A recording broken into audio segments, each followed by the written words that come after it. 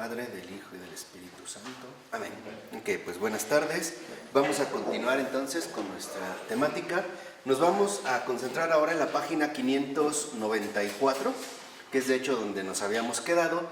Y habíamos ya hecho un comentario precisamente acerca de San Pablo. Lo único que yo quisiera retomar es el hecho de que no olvidemos ya que la auténtica libertad espiritual, tal y como la hemos visto, tal y como lo hemos descrito, es pues, como menciona Florensky, la victoria de Cristo sobre los criterios de este mundo. Y ya vimos cómo los criterios de este mundo no coinciden precisamente con la obra y la gracia que el Espíritu lleva a cabo. Ahora, habíamos hecho también ya este comentario en esta página, nada más para reintroducir el tema, cómo San Pablo, en efecto, concibe, por ejemplo, lo santo como un símbolo, o sea, como algo viviente, y no precisamente como un concepto. De tal manera que entonces Pablo, de manera resumida, o por decirlo así, no se concentra en lo santo como si se tratara de una categoría abstracta con la cual, hacia la cual nos pudiéramos dirigir cubriendo ciertos criterios, sino que para Pablo, como en general para cualquier cristiano auténtico, lo santo no es más que el reconocimiento de la victoria de Cristo sobre los criterios de este mundo y por lo tanto la victoria de Cristo sobre los criterios que también dominan en nosotros, puesto que estamos en el mundo. De tal manera que entonces, dice en el último renglón, ya para poder continuar, el texto dice: aquellos valoran, o sea, los hombres que siguen lo abstracto y no directamente a Cristo vivo, valoran como decisivo tal o cual concepto particular o una determinada frase del Evangelio por sí mismos. Y convirtiendo este concepto frase en el principio abstracto de la propia actividad, dejan con ello de estar necesitados del mismo Cristo. Y ahí es donde nosotros nos quedamos. O sea, vimos que en efecto este es, digamos, un criterio fundamental que nos separa de la postura protestante. ¿Qué significa esto? Que para los protestantes la escritura tiene validez por sí misma. O sea, para ellos lo importante es la letra, pero no el espíritu que vivifica la letra. Esa es la gran diferencia con el católico. O sea, para un protestante basta con leer la Biblia. Para nosotros lo fundamental es vivir el espíritu que se encarna en la escritura. O sea, para nosotros entonces la Biblia no es un libro, sino que es más bien manifestación escrita de un espíritu viviente. O dicho de otra manera, para un católico, a diferencia de lo que ocurre con un protestante, lo central no es lo que está escrito. Y esto lo vimos con Baltasar la clase anterior. No es precisamente lo que está escrito, sino aquello que está motivando incluso el núcleo o el corazón mismo de esta escritura. Por ello hay que entender que para nosotros, y esto lo digo de paso, esto es muy peligroso, muy peligroso, utilizar la Biblia de manera tajante, de manera distorsionada. O sea, tomar un versículo, tomar un fragmento sacado del contexto o del contexto real que está inspirado por este espíritu. Y el ejemplo más claro lo tenemos en la tentación del desierto. El propio demonio utiliza la escritura sacándola del contexto y utilizándola de manera tergiversada. Así que para nosotros, y voy a utilizar una frase de Emmanuel Levinas, aunque él no va por este sentido, lo que nosotros necesitamos es ir más allá del versículo. O sea, utilizar el versículo como una referencia para acceder al espíritu que lo está alimentando. Por eso para nosotros lo vimos como en último término es este espíritu el que también sostiene la vigencia de la escritura, pero también sostiene esa escritura no escrita que se da a través de las otras manifestaciones espirituales. Por ejemplo, la santidad, la Eucaristía, los sacramentos y en general la iglesia. ¿Por qué es, digamos, tan importante tenerlo en cuenta? Porque hoy también asumimos las escrituras como una especie de letra muerta, como un libro que tiene palabras de sabiduría y que podemos utilizar a nuestro antojo. Y esto no puede ser así. Por eso les decía, no basta con leer la Biblia. Primero hay que recibir el espíritu que inspiró esta misma Biblia. Esto es lo que nos va a hacer entrar en una comunión profunda con la verdad del Espíritu. O sea, en este sentido, con el Espíritu de la verdad. No sé si esto queda claro.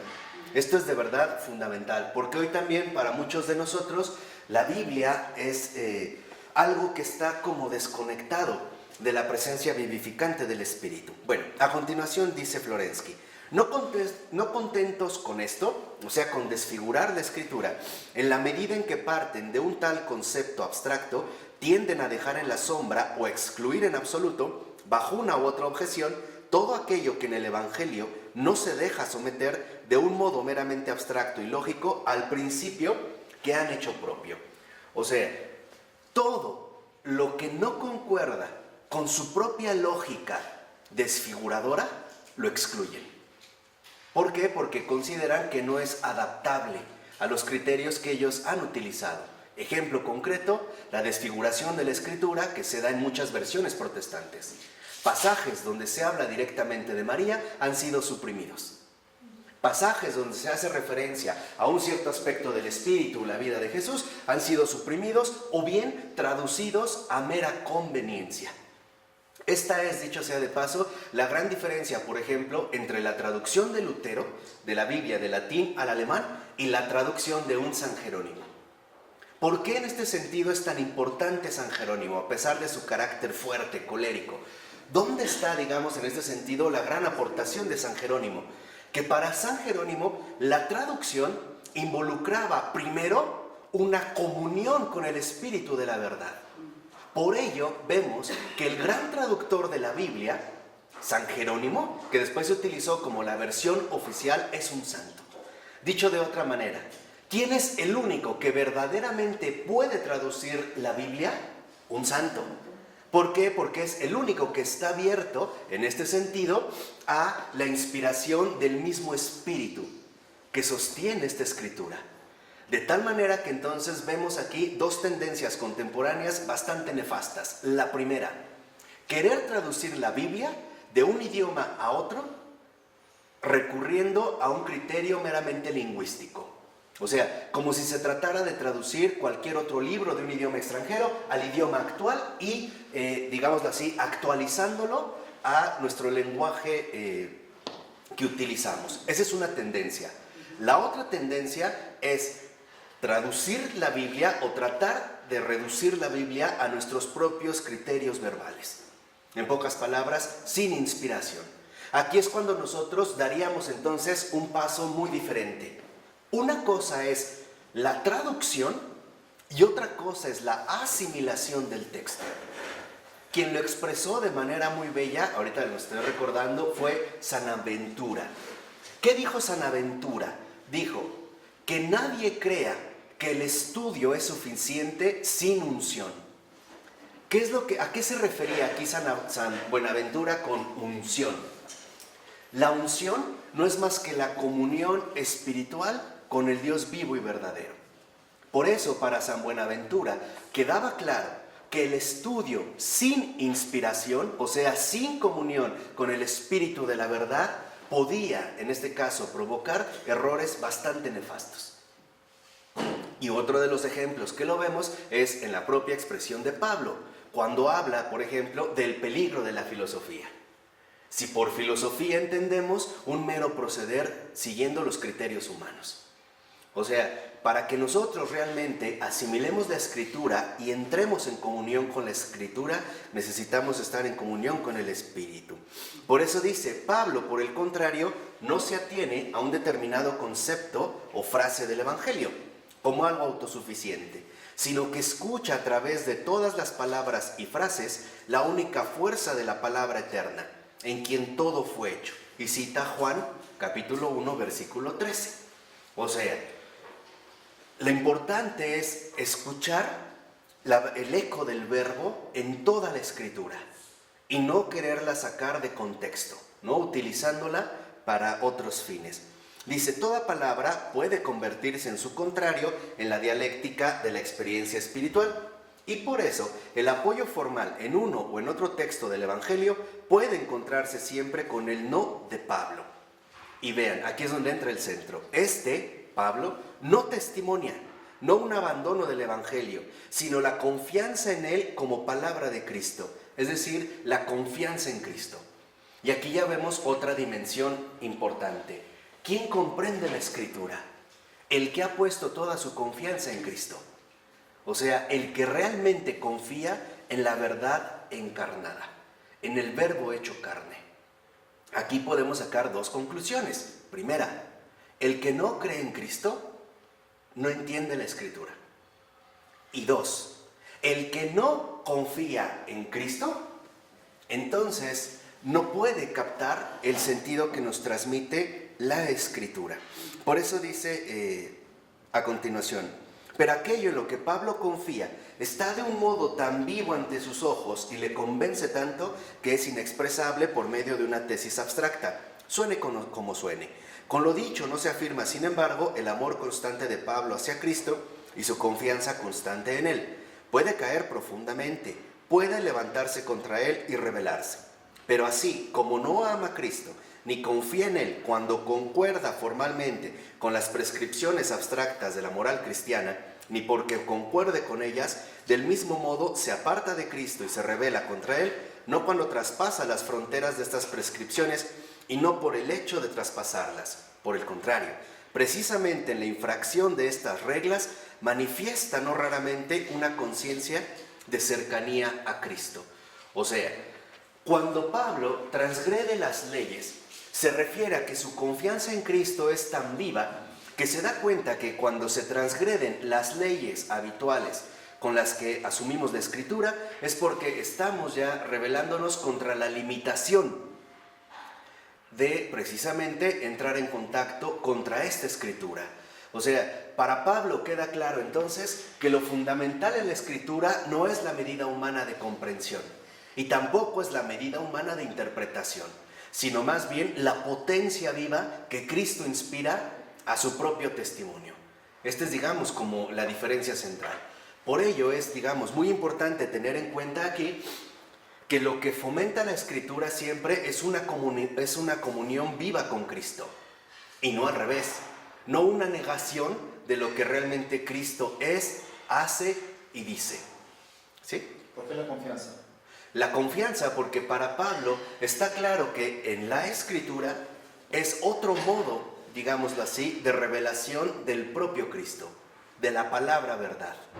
Para Pablo no hay diferencia alguna entre lo que Cristo es y lo que la Escritura afirma. Porque para Pablo la confianza en Cristo es una confianza total en que la verdad también se ha manifestado de esta manera. ¿Cómo? A través de una revelación. O sea, a través, en este sentido, de una revelación escrita.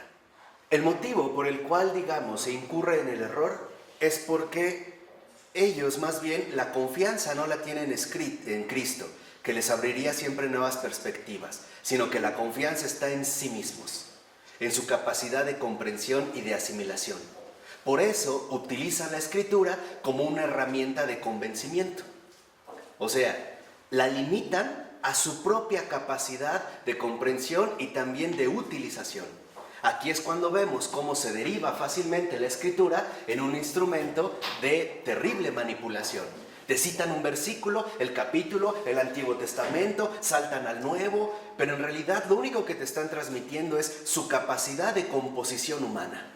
Y como viene del lado humano, ¿qué pasa con el humano que escucha esta aportación? Pues le suena convincente, porque están exactamente al mismo nivel. Pero cuando llega un católico y te presenta la fuerza viva de la Escritura, lo primero que viene humanamente hablando es caer en perplejidad. Lo que pasa es que ellos sí quieren decir la verdad, sí, pero a su manera, a su medida. No están dispuestos a dejarse fecundar por la fuerza viva de Cristo. En este sentido, no tienen confianza en Cristo, más bien tienen confianza en sí mismos. De tal forma que entonces lo que vemos es que también en la Escritura, tal y como Pablo lo ha detectado y también Florensky, lo que está de por medio es la salvación de la persona. Y este es algo central. O sea, en la Escritura no solamente está de por medio una mera narración histórica de ciertos hechos acontecidos. En este sentido podemos darnos cuenta que la Escritura trasciende la historia. ¿Por qué? Porque la salvación no depende de la historia, aunque cruza o atraviesa el acontecer histórico del mundo. O sea, lo que les estoy diciendo aquí es teológicamente muy fuerte. La salvación no viene de este mundo. ¿De acuerdo? Por eso, cuando hablamos de salvación, estamos hablando del ámbito escatológico, del escatón. O sea, lo que está más allá de lo que nosotros estamos atravesando o viviendo. De tal forma que entonces, en este sentido, lo que está en juego en la Escritura es la salvación misma de la persona. Una salvación que no se va a dar en el tiempo, sino al final de los tiempos. Aquí es donde el Señor señala precisamente que esta salvación no va a venir según nuestro tiempo ordinario, sino una vez que nuestro tiempo ordinario haya cumplido su propósito. Podríamos preguntar ahorita un poco más filosóficamente, ¿por qué hay historia? ¿Por qué hay un acontecer histórico de la humanidad? Porque es salvífico. Exacto, porque el propósito de la historia es encauzar la salvación, pero no otorgarla. Acuérdense, la salvación no viene de este mundo. Y lo mismo en todos los ámbitos, Y aquí es donde yo quiero nada más puntualizar dos aspectos. Primero, la salvación, en el sentido de la salvación del error, de la equivocación, de la caída, del pecado, de la enfermedad, de la muerte, no viene de este mundo. Con esto lo que les estoy diciendo es muy fuerte, pero es muy claro. Sanar el alma no depende de una terapia meramente humana. Depende de una intervención del Espíritu. Mientras no se puede alcanzar esta recuperación. Y esto es un hecho, Por eso las terapias se vuelven tan prolongadas. Yo he conocido a personas que me han comentado, por ejemplo, desde los 15 años voy con el terapeuta.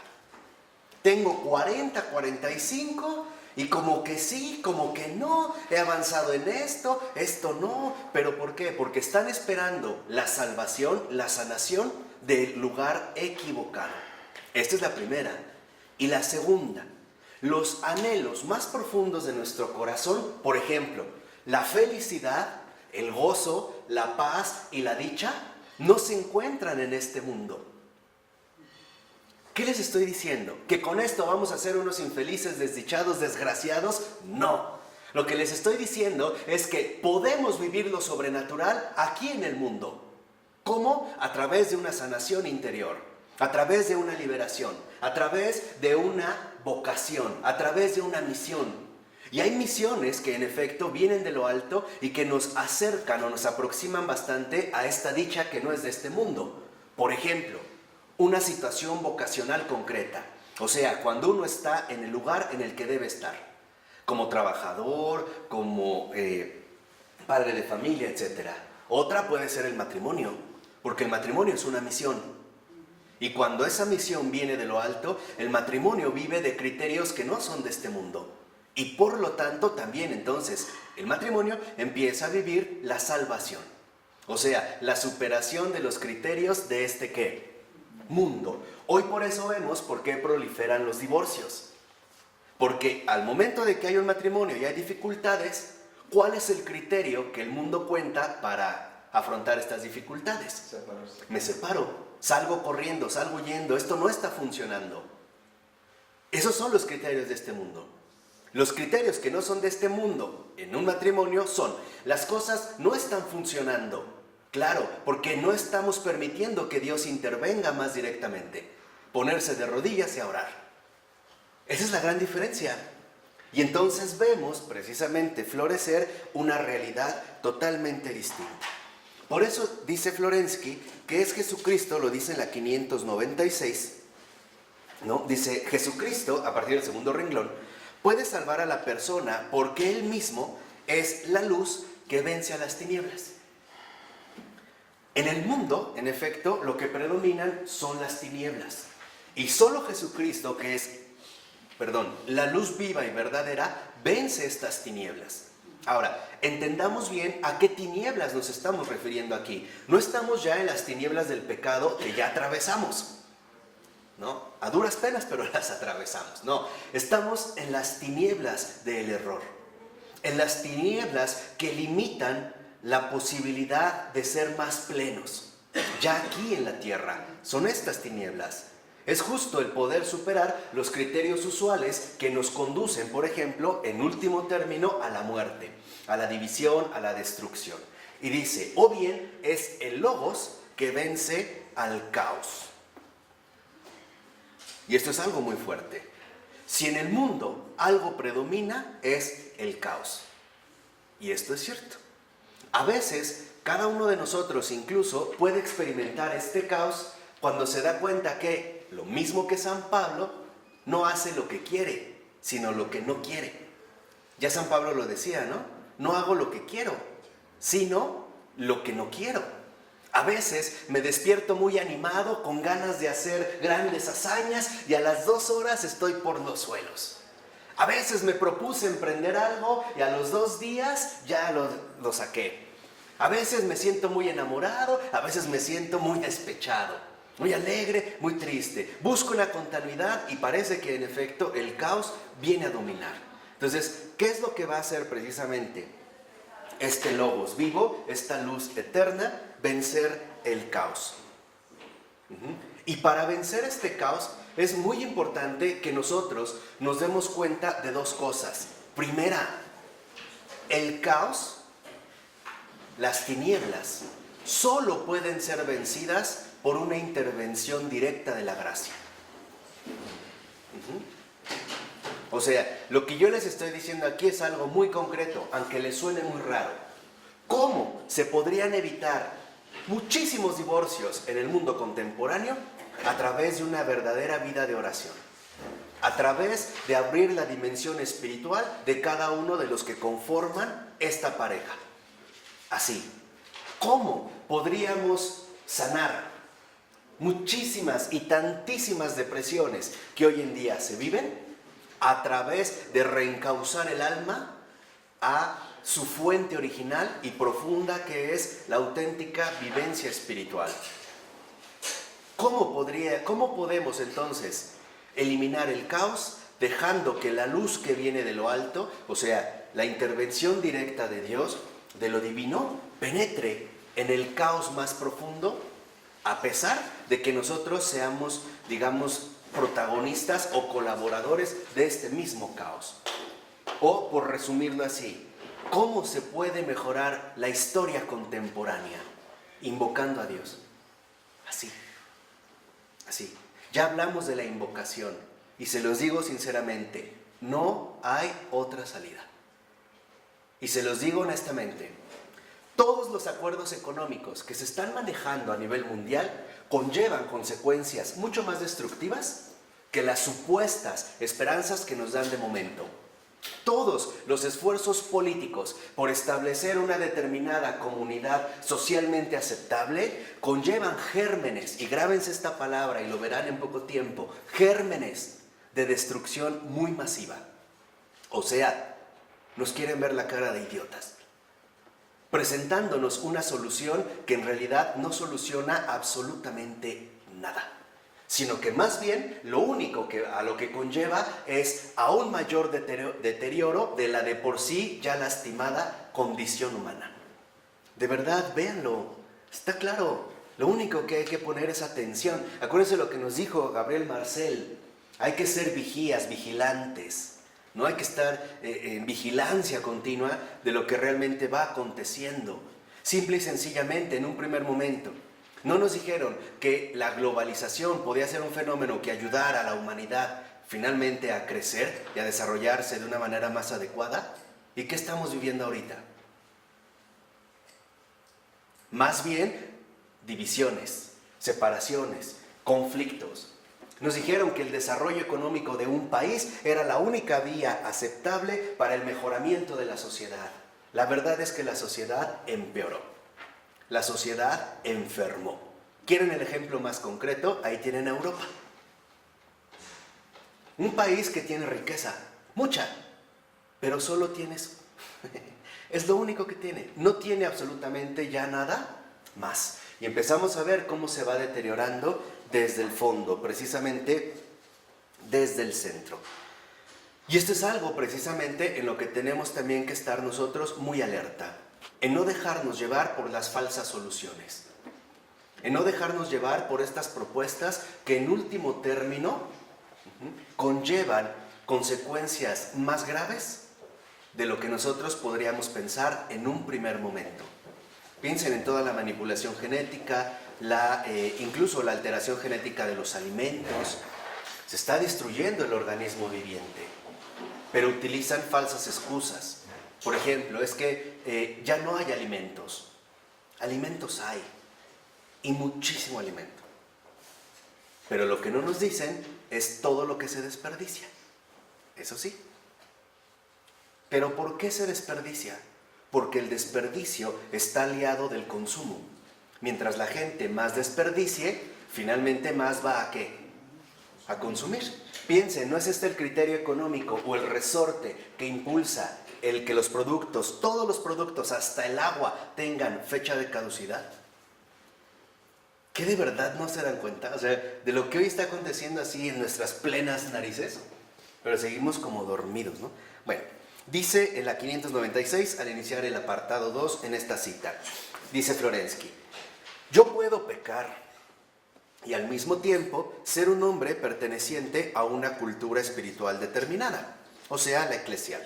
Hasta este momento hemos contrapuesto los caminos de los pensamientos renacentista y medieval. Esta contraposición se advierte en los mismos presupuestos del pensamiento, y la cuestión no estriba en determinadas transgresiones, sino en una contraposición mucho más profunda del pensamiento y de toda la cultura a Dios. Y esta contraposición es peor que el pecado, que es lo que yo les había mencionado, ya como adelantando un poco, hace un momento. Primera, lo fundamental no está en que a pesar de que nosotros vivamos una determinada cultura eclesial, o sea, en este caso católica, incurramos en el pecado. No es esto. Lo verdaderamente grave es que ya hemos asumido una contraposición hacia Dios. ¿A través de qué? A través de todos nuestros equivocados hábitos intelectuales y afectivos que lo único que hacen es contraponerse a la verdad. Ahora estamos dándonos cuenta que entonces lo que realmente está en juego de fondo no es el pecado. La transgresión fuerte del católico actual no es el pecado, es el error. Y por eso dice Florensky, y esto es más grave todavía que el pecado, porque a lo mejor un pecado, dependiendo su gravedad, reaccionas y te puede brotar la conciencia de arrepentimiento. Pero ¿cómo sales del error? Si ya estás plenamente inmerso en él. ¿Cómo le vas a hacer? La pregunta es, cuando tú una vez ya estás inmerso en el error, ni siquiera ya tienes la posibilidad de ver, por así decirlo, otra opción. Dicho en otra manera, la verdadera fuente de malestar de la Iglesia Católica contemporánea es que no está centrada en la verdad. Y esa es la contraposición a la cual precisamente Florensky se está refiriendo. ¿Y cómo nos damos cuenta de que no está centrada en la verdad? Porque no estamos dando el testimonio adecuado. Por eso. O sea, lo voy a decir así. Lo más grave del católico contemporáneo consiste no en que caiga en pecado, esto no es importante, sino en que no permite que Dios lleve a cabo su obra. Está opuesto a Dios. Y esto es lo más difícil de hoy. Porque hasta el santo peca. O sea, eso es lo que ya quiero que entiendan. Por eso yo les dije, y lo dedicamos en algunas clases, ya quítense la falsa idea de que lo grave es el pecado. No es cierto, lo grave es el error. Hay que irse al fondo de las cosas. El pecado viene por un error, de percepción, de enfoque, de precipitación, de sentimiento, de intelecto. Pero lo que quiero que entiendan es que debajo del pecado subyace el error. Y hoy el católico no está instalado en el pecado. Si realmente, y seamos honestos, si realmente el católico contemporáneo estuviera al menos seriamente en el nivel del pecado, al menos estaría viviendo una verdadera penitencia. Y ni eso lo hace. ¿Esto qué nos indica? Que en realidad ahora el católico está más hundido todavía. Quiere decir que el error está enraizado en su ser. Exacto. O sea, en síntesis, hoy no somos católicos, porque no estamos viviendo la auténtica catolicidad. Por eso Florensky se da cuenta del terrible daño que conlleva incluso esta situación, peor aún, como dice Florensky, que el mismo pecado. No es casual que hayamos tenido luces claras. Cuando el Papa Benedicto XVI dijo claramente, los verdaderos enemigos de la Iglesia no están afuera, están adentro, y somos nosotros. Y esto es verdad, porque hoy en día tal parece que ni siquiera nos hemos dado cuenta al grado tal de bajeza al que hemos incurrido. Y la peor bajeza a la que hemos llegado es el contraponernos a Dios mismo. El no permitirle a Dios que Él realice su obra. O dicho de otra manera, hoy nosotros vivimos dándole la espalda a la verdad. Vivimos de espaldas a la verdad. Ya no tenemos ni esta apertura, ni esta amplitud de miras que se supone la catolicidad nos debería de aportar. Eso es lo peor. ¿Qué quiere decir esto? Que hoy el pecado ya no es lo más grave del católico, sino su estado caído en una profundidad tan grave en el error, que incluso eso es lo que está estropeando precisamente nuestra propia realidad eclesial.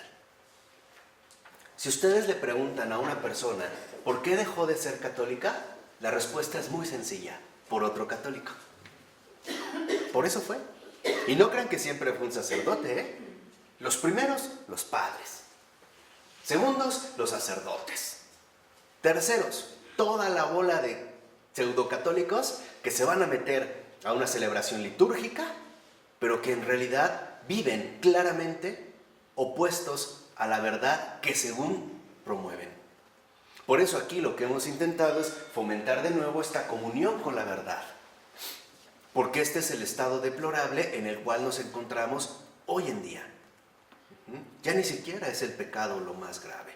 Lo más grave es esta profundidad a la que hemos llegado en el error. Dice Florensky que la misma, a continuación el siguiente párrafo, la misma postura ilusionista en la vida espiritual de la persona la ve Florensky reflejada en la mentalidad de la cultura, lo cual le lleva a decir que la época renacentista es el renacimiento del fariseísmo. ¿Por qué? Dice Florensky, en el sentido de que ha querido construir una autonomía, no positiva sino negativa, es decir, que ha necesitado construirse sobre la negación de Dios. Ahí está el punto culminante. Hoy, lo que prevalece en gran medida en muchísimos católicos, e incluso en gran medida en la Iglesia, es la negación de Dios.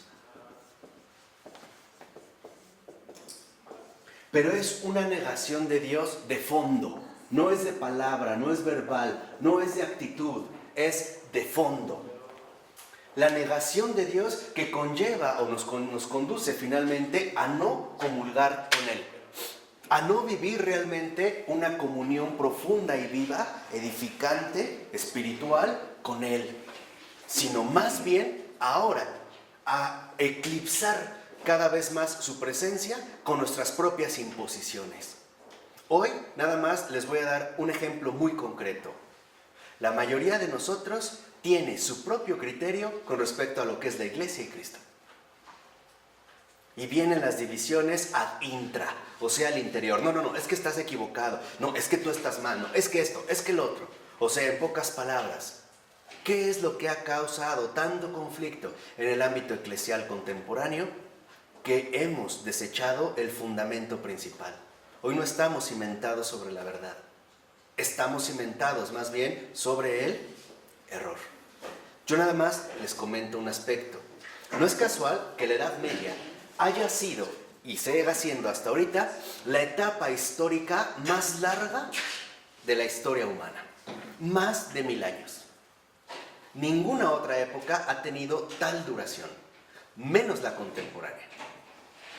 ¿Por qué? Porque en realidad nuestras bases no están fundadas, en último término, sobre esta verdad edificante, sino que nosotros hemos querido, más bien, adoptar este invento moderno que se llama autonomía, o sea, ley propia, ser nuestra propia ley.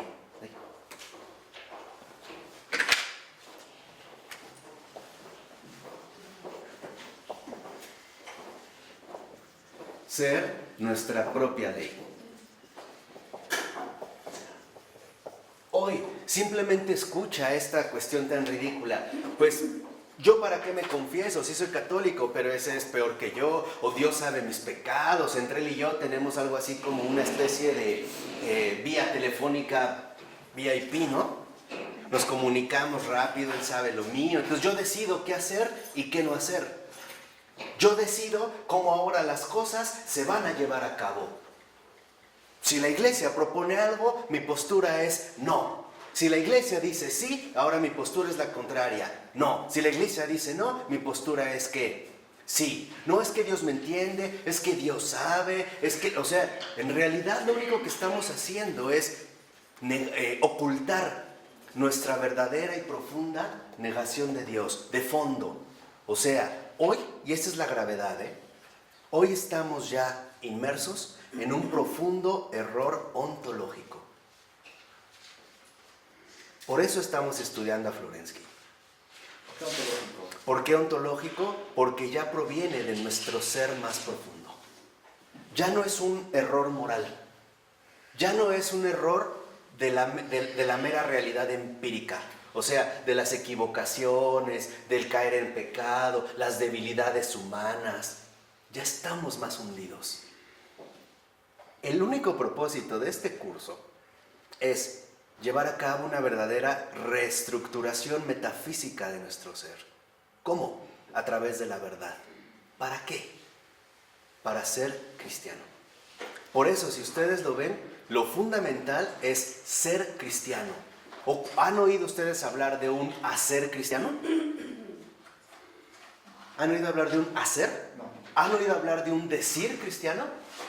No. Siempre el énfasis, ¿dónde queda? Ser cristiano. Y aquí es donde vemos a esto que me refiero. Esta autonomía, justo lo que ha roto es el ser cristiano. ¿Por qué? Porque antiguamente el cristiano se veía bajo la óptica de la exterioridad. O sea, vamos a analizar cómo es que se comporta. Vamos a darnos cuenta cómo es que vive exteriormente, empíricamente. Ahora no. Ahora, poco a poco se llevó a que en efecto todo condujera a la eliminación del ser. Que nos quedáramos con la apariencia de un ¿qué? De un cristiano, pero sin su ser. Hoy hay cristianos sin Cristo. Hoy hay muchísimos cristianos sin el espíritu de la verdad. Se llaman cristianos, pero en realidad mantienen una profunda negación de Dios, o sea, una oposición.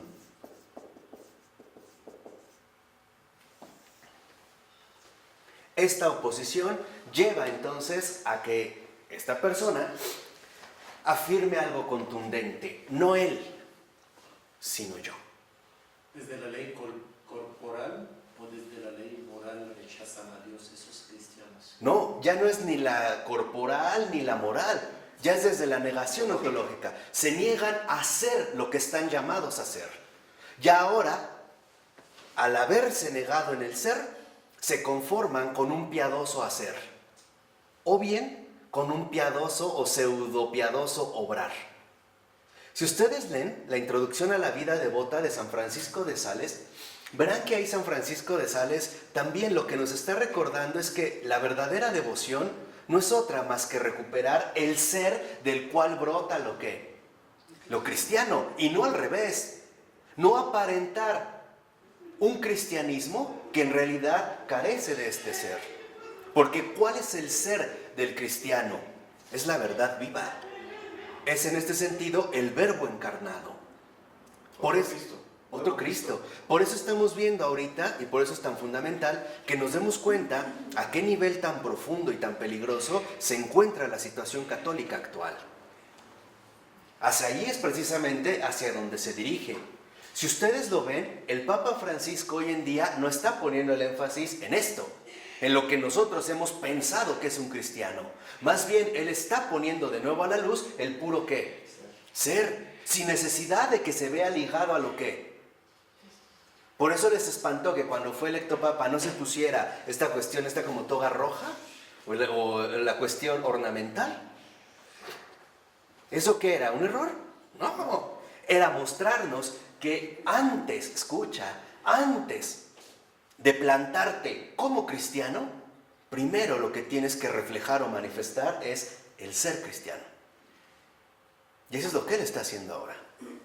No crean que él nada más está como corrigiendo la situación meramente exterior del cristianismo. Ay, si no usa los zapatitos rojos, trae esos mismos zapatitos de siempre. Entonces nosotros también vamos a usar nuestros zapatitos viejos. No, no es esto.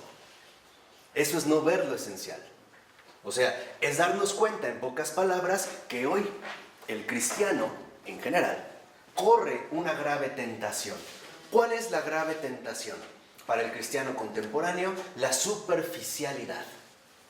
El quererse mantener en la superficie de la auténtica realidad cristiana. ¿Cuántas personas me has escuchado que te dicen, bueno, es que Dios es bueno, Él sabe mis pecados, yo estoy seguro que cuando llegue al cielo, pues Él me va a perdonar y casi me va a decir bienvenido, zona VIP Pedro, ¿verdad? Pásale, mira, ahí está tu mesa. A ver, Juan, acompáñalo, ¿no? A ver, Santa Marta, prepárale su cóctel que tanto le gusta. No. Si no hacemos una verdadera revolución ontológica, estamos perdidos. ¿Qué quiere decir? Que hoy no estamos llamados a quedarnos en el ámbito del hacer, con H, hacer, sino que estamos más bien llamados a recuperar de nuevo este ser. Porque este ser no es el ser de este mundo. Es justamente el ser que viene de lo alto. Es la gracia o el don que solo Cristo puede dar. Por eso Florensky, y nosotros con él, ha insistido tanto en que en efecto la libertad espiritual es la victoria de Cristo sobre los criterios de ¿qué? De este mundo.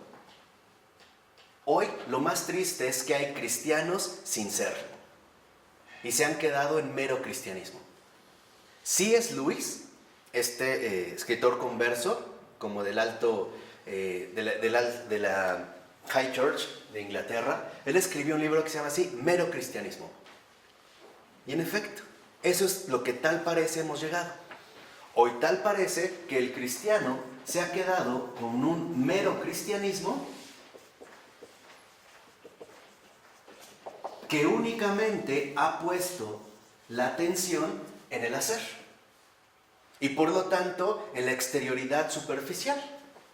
No, para ser buen cristiano, pues haz esto, no ofendas, cumple los mandamientos, trata de ser buena persona, ayuda en lo que puedas. Eso no es el cristianismo, ¿eh? Eso es mero cristianismo. Es más, yo lo digo así, esa es una caricatura del cristianismo. ¿Cierto? Por eso yo les dije, ya basta de mediocridades, basta. O nos involucramos a fondo, o mejor, nos damos la media vuelta. No hay opción. Acuérdense, Florensky nos dijo, aquí nos vamos a encontrar en una disyuntiva, o él o yo. No hay digamos, como una especie de negociación, ¿no?, entre ambas posturas. ¿Por qué? Porque el mero cristianismo no es más que el simple ¿qué? Hacer. Ya. O sea, la superficialidad exterior. El hacer, hoy entendido como una mera superficialidad exterior. Voy a un velorio y eso sí, ¿no? Se ponen a rezar el rosario y pongo mi carita de santito de estampa, ¿no? No, sí, pobrecitos, ¿no? O entro a la parroquia y así, ¿no? Como que algo ¿quién sabe qué me pasa? Y hasta pongo mi cara así como de hush puppy, ¿no? Estos perritos ojerosos, ¿no? Como con las orejas escurridas y tal. Pero en mi vida ordinaria, justamente lo que estoy negando es esto. Hago, pero no soy. Hago cosas, hago muchas cosas, pero no soy. Fundamentos bíblicos. ¿De cuál? De los dos, el ser y el hacer. Precisamente cuando Pablo, por ejemplo, menciona, ¿no? Vivo, pero no vivo yo. Es Cristo quien vive en mí. Ahí lo que vemos es una verdadera revolución ontológica. Y es que esto es ya lo que debemos nosotros recordar. lo verdaderamente extraordinario del cristianismo en el mundo no es ni sus artes, que de por sí son extraordinarias, ni su moralidad, ni nada. Lo verdaderamente extraordinario del cristianismo es la transformación ontológica del hombre en el mundo.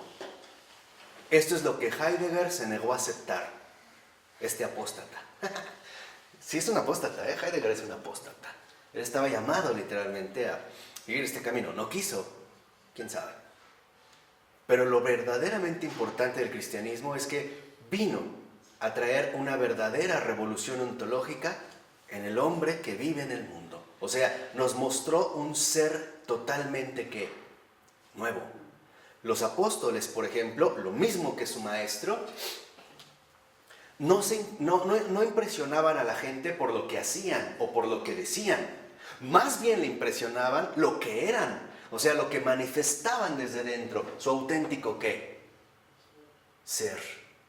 Porque, por ejemplo, el ser de los apóstoles, para la gente que los rodeaba, quedaba claro que no es algo de este mundo. Cuando dice, tú eres Pedro, y sobre esta piedra edificaré. O sea, tú edificaré Claro, la iglesia, ¿no? hacia allá iba a ir ahorita. Precisamente, ¿no? Cuando el Señor confirma a Pedro, lo confirma aquí, no lo confirma aquí. Le dice, tú eres Pedro, sobre ti edificaré mi iglesia. No dijo, sobre ti petrificaré mi iglesia.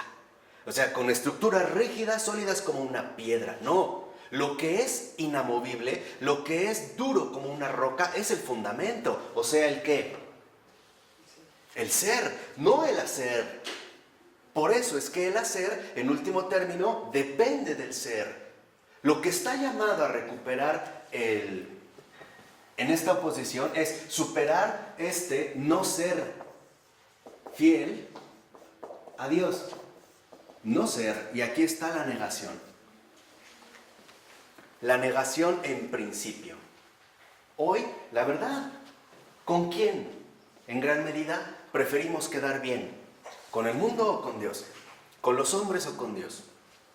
¿Con mis vecinos, con mis padres o con Dios? Y peor aún, ¿conmigo mismo o con Él? ¿Cuál ha sido mi decisión? ¿Cuál ha sido mi postura? Porque tuve que tomar una decisión. Yo tomé una elección. Hoy lo que estamos llamados a realizar es ser nuevamente fieles a la verdad. Ser, no hacer. No se trata de lo que vamos a hacer. Se trata de lo que vamos a ¿qué? Hacer. Hoy vean los criterios caóticos del mundo. En una relación humana hay problemas, o ante una situación económica o social o qué sé yo, hay problemas. ¿Cuál es la primera pregunta que formulan? ¿Qué se preguntan? ¿Qué vamos a hacer? ¿Qué vamos a hacer? O sea, otra vez, quedándonos en el ámbito del mero qué. Cuando la primera pregunta es, si hemos tenido dificultades, más bien lo que tendríamos que realizar es replantearnos nuestro qué. Si tenemos problemas, no es por lo que hacemos, es más bien por lo que somos o por lo que no somos. Sí, pero ¿a qué me refiero con pareciera? Que nuestra énfasis en el hacer pareciera que en principio involucraría también un cambio de ser, pero no es necesariamente, porque yo puedo cambiar mi hacer por motivos urgentes o por conveniencia, y después, no obstante, volver a recaer en el ser que me llevó a equivocarme. O sea, hoy tal parece que buscamos enmendarnos haciendo cosas, y no vamos al verdadero fondo de la cuestión, que es renovar precisamente este ser. O sea, hoy la prioridad para nosotros está aquí, cuando ciertamente lo fundamental es aquí. Hoy, ¿cómo evalúas a una persona? ¿Tú qué haces? Cuando tú la empiezas a conocer, ¿qué es lo primero que le preguntas? ¿Tú qué haces? ¿A qué te dedicas? ¿Qué has hecho? Es más, entras a una parroquia y hay que decirlo. ¿Y tú en qué grupo estás? ¿Estás en tal? ¿Estás en tal? No, no hago nada, eres un inútil. Cuando la verdadera pregunta no es ¿qué haces? Es ¿y tú quién eres? En pocas palabras, hoy hemos olvidado lo esencial de la vida. Ya no nos planteamos las preguntas esenciales de la vida. Lo fundamental no es ¿qué vamos a hacer? No, lo fundamental es ¿quiénes somos? Y una vez que esto queda aclarado, a partir de aquí podremos hacer y también dejar de hacer muchas estupideces, muchas tonterías. Esto lo veía muy bien, por ejemplo, en su momento Tomás de Aquino. Tomás de Aquino decía, fíjense cómo hoy se hizo todo lo contrario en esta oposición, el no ser fiel a Dios, el no ser fiel a la verdad. Tomás de Aquino decía, para contratar a un profesor, lo primero que tenemos que conocer es qué tipo de persona es. Esto es lo importante. No qué ha hecho, no si viene de una gran universidad, si tiene títulos académicos o un gran, lo que hoy llamaríamos currículum. ¿Estamos de acuerdo? Decía, no, porque por ejemplo, si yo pongo un profesor delante de ciertos jóvenes y este profesor es un corrupto, es una mala persona, este profesor va a contaminarlos ¿a quiénes? A todos, por mucho que tenga un gran hacer, por mucho que haya trabajado aquí, ido acá, ido allá. Por eso, para Tomás de Aquino, a diferencia del mundo contemporáneo, lo importante no era, mándame tu currículum.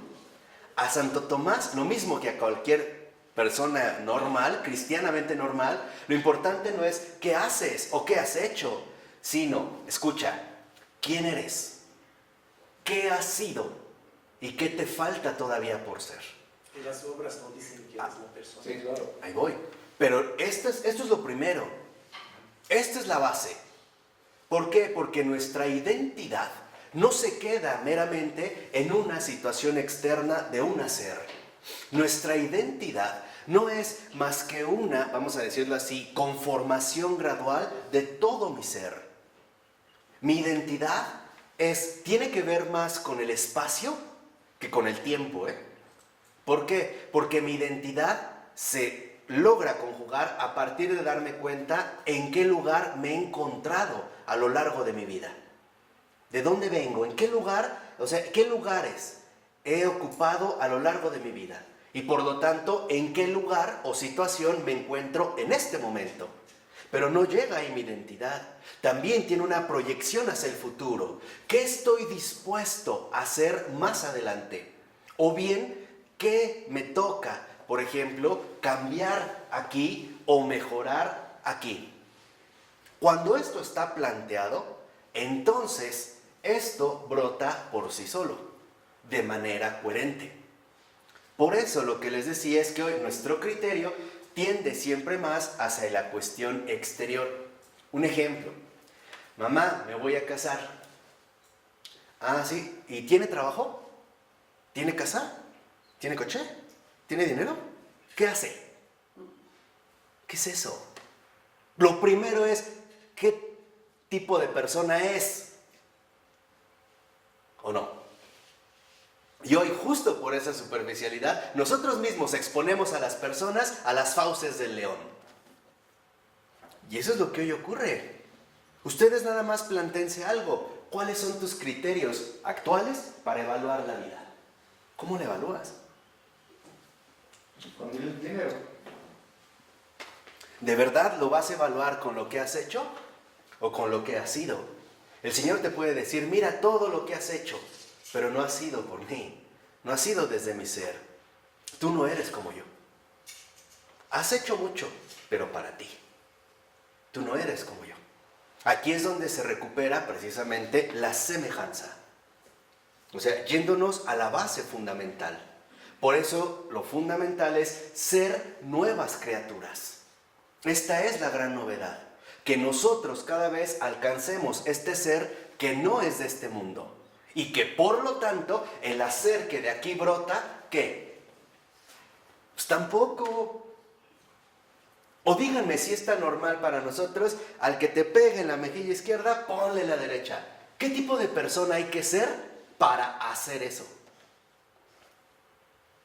¿Un anormal? ¿Un no mundano? O sea, un cristiano, ¿o no? Y ya grábenselo, decir cristiano, verdaderamente ser cristiano y santo es lo mismo. Ya no le tengan miedo a estas cuestiones raras que van del fundamento, es exactamente lo mismo. Porque el ser cristiano no es más que el testimonio vivo de la santidad de Dios. el santo de los santos.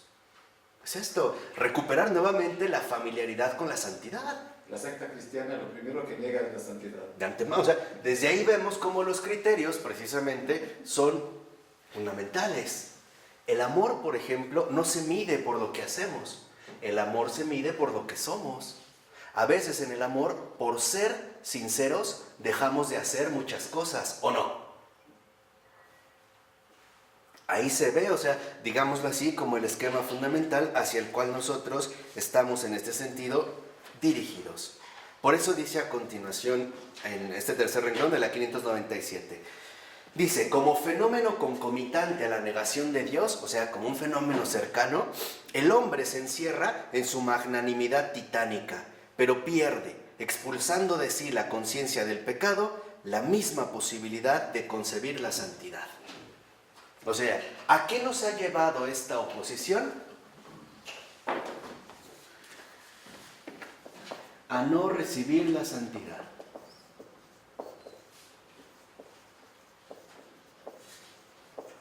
Puesto que podríamos preguntar, ¿qué es la santidad? La santidad es justamente la vivencia del ser que Dios hace posible. La santidad es el ser que proviene de lo alto y que no es de este mundo. La santidad no es más que la vivencia de este ser que solo Dios hace posible y que no está dado en el qué, en el hacer. Acuérdense yo que les dije que pasó, por ejemplo, con el pietismo alemán y básicamente con toda la tendencia protestante contemporánea. Se olvidan del ser, ya no hay una verdadera, es un ser fiel a Dios y ahora se van a concentrar en el mero hacer. Basta con que yo me presente socialmente como un hombre intachable, de buena reputación. Mírenme qué bueno soy, no bebo, soy muy cortés, ¿no? Trato bien a mi esposa, no fumo. Bola de hipócritas, nada más. ¿Por qué? Porque se dejan engañar o seducir por el mero qué. Hacer, y no saben lo que realmente se está cocinando o se está gestando en lo más profundo de esta persona, en su ser. Aquí es cuando nosotros vemos cómo la sustitución finalmente ha llevado a que al negar el ser, al no ser fieles a Dios, el hacer como superficialidad exterior, ahora se manifiesta bajo la figura del mero aparecer. O sea, no somos más que una vil apariencia. ¿O no es verdad que ahora la mayoría aparenta ser cristiano? Va a misa, reza el rosario, se sabe muchas devociones, se persigna, ayuda. No basta. No es suficiente. Por eso yo les decía, ya San Ignacio de Antioquía lo mencionó muy claro, más vale callar y ser que hablar y no ser. Nunca dijo, más vale hacer mucho aunque seas poco. No, más bien, sé mucho, aunque no hagas absolutamente ¿qué? Nada. Aquí es cuando recuperamos precisamente la integridad de esta vivencia. Dice, fíjense por ejemplo lo que menciona aquí retomando en una carta, ¿no?, que escribe a sus hijos desde la prisión. Le dicen a 597, me preguntas sobre Shakespeare y los futuristas. Fíjense como qué extraña pregunta, ¿no? Su hijo le pregunta, ¿qué me puedes decir sobre Shakespeare y los futuristas? Dice, ¿qué puede decirse de Shakespeare en unas pocas líneas? Shakespeare, en efecto, es un océano que tan pronto está enfurecido como chapotea serenamente, que adquiere todos los colores posibles y esconde en sí todos los seres imaginables. Es la plenitud de los sentimientos humanos, de los caracteres y de las situaciones humanas. Ahí está el punto fundamental. ¿En qué consiste la grandeza de Shakespeare? ¿En qué es capaz, por ejemplo, de presentar o representar incluso la plenitud de lo humano, la plenitud de las situaciones humanas? Es de su grandeza. Pero ¿en dónde está su debilidad? Que no nos muestra para nada, precisamente, la vida sorprendente de lo espiritual, que supera la mera dimensión ¿qué? Empírica, humana. Dice, Shakespeare es cercano a Beethoven. Y esta es de hecho la gran diferencia, por ejemplo, entre un Mozart y un Beethoven. Mozart, bueno, aquí tenemos a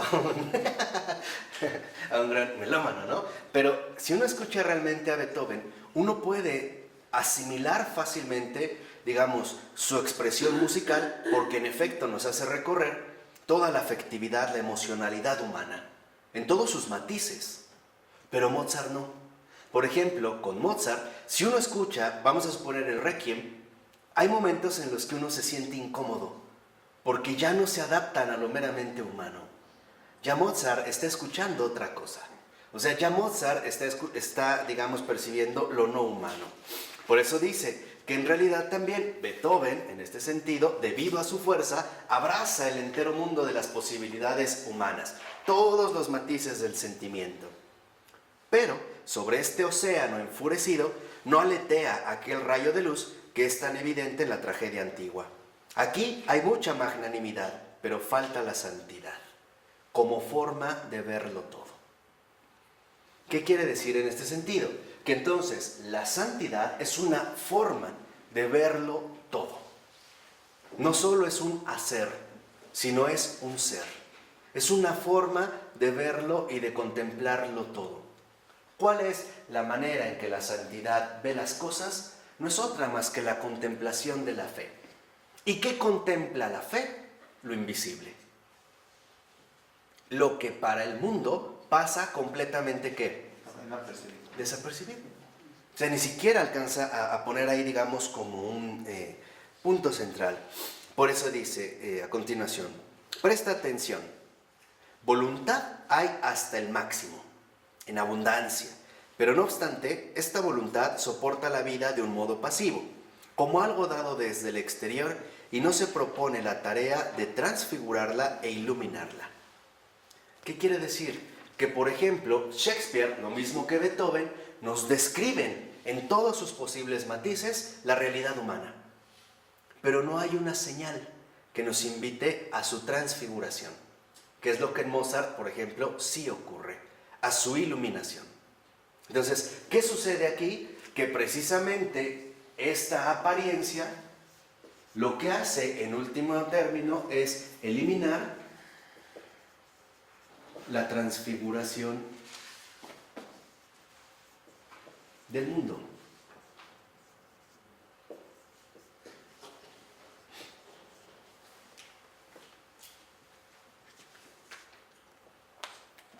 Dice a continuación, desde este punto de vista, Shakespeare expresa la esencia misma de la nueva cultura renacentista, o sea, la desorientación del hombre en el mundo, la eliminación del hombre en cuanto a principio de nuevas sucesiones de causalidades, el hombre no creador, el hombre que mira al mundo a través del agujero de la cerradura, el hombre que no encuentra espacio en una visión del mundo que ha sido inventada por él mismo.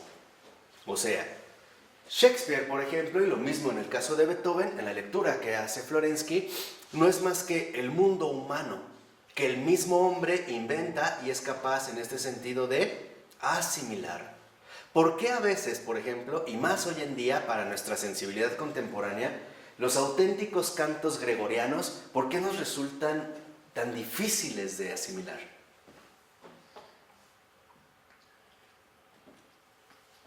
¿Por qué será? Despiertan en el fondo del alma. No tocan las emociones humanas. Hoy día la música toca las emociones. Claro, exacto. Los cantos gregorianos es otro tipo de elevación. Tocan el alma. Porque el canto gregoriano no está, digámoslo así, expresado a la medida humana. Por eso cuesta trabajo irlo recibiendo. Hay personas que simple y sencillamente le resultan, por ejemplo, hasta monótonos o aburridos. Podemos ver cómo dentro de esta apreciación musical no es tanto que la música contemporánea esté mal, más bien es muy fiel al espíritu caótico del que emana. O sea, es como una representación musical clara de lo que está surgiendo. O sea, en ese sentido del caos, ¿no? Del ruido, etc. Por ello, lo que dice Florensky, y es muy importante al iniciar el siguiente párrafo, es que la concepción de la autonomía titánica ha significado para la cultura humanista la aniquilación de la vida en Dios, la aniquilación del contacto inmediato con la energía divina, sustituyendo al Dios vivo los conceptos muertos, que corresponden a las obras de la ley en el nivel racional. Entonces, aquí tenemos tres factores importantes. El primero, en esta autonomía ha representado en esta oposición precisamente una aniquilación de la vida en Dios. Y nos hemos conformado con un mero humanismo. ¿Para qué voy a misa si soy buena persona? ¿No? No, ¿para qué? ¿No? Le soy fiel a mi esposa, nunca le he gritado, soy responsable con mis hijos, nunca falto a trabajar, aunque me sienta enfermo. En pocas palabras, vamos a cerrarnos sutilmente sobre el mero nivel ¿qué? Humano. Y ya vimos que la gracia es no humana, no viene de lo humano. Y aquí es donde encontramos estas excusas o defensas muy sutiles que parecería que suenan bien. Pues claro que suenan convincentes, porque finalmente son tan convincentes como para darnos cuenta que lo único que nos están proponiendo es un mero ¿qué? Humanismo, conformarse al nivel de lo enteramente ¿qué? Humano. Y lo que el Señor nos pide es lo no humano, o sea, lo divino. No porque se oponga, sino porque lo supera. Este también ya es un enfoque que debemos de tener muy claro. O sea, la aniquilación de la vida en Dios es el no dejarse fecundar por el ser divino, que obviamente al tocarnos nos transfigura y nos hace ser de otro ¿qué? De otro modo. Ustedes pregúntenle a cualquier converso real, cualquier converso, lo que realmente cambió. Y verán que lo que realmente cambió fue su ¿qué? No su hacer. Probablemente siguió haciendo lo mismo, pero él ya era otro. O sea, por segundo ya viene por añadidura al hacer. Exacto, es lo que decíamos en esta secuencia, digamos, ordenada. Esto es lo que cambió. Incluso él te dice, es que ahora soy distinto. Sigo a lo mejor en el mismo trabajo, sigo siendo el mismo zapatero, sigo siendo el mismo obrero, sigo haciendo lo mismo, pero soy otra persona. Y algo me queda claro, esto que ahora soy no viene ni de mí ni del mundo. No habría como un criterio para poder, digamos, encajarlo. Viene de Dios. Viene de Dios, o sea, en este sentido viene de lo alto, que es lo que mencionaba ya el apóstol Santiago en sus cartas, ¿no? Toda dádiva buena y todo don del cielo viene ¿de qué? De lo alto. ¿Qué es lo que pasa? Que hoy el hombre no aspira a lo alto, se queda en lo bajo. Hoy el hombre no mira al cielo, sino que se atonta con el horizonte del mundo.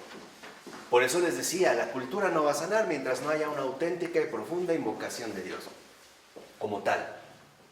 No la va a haber.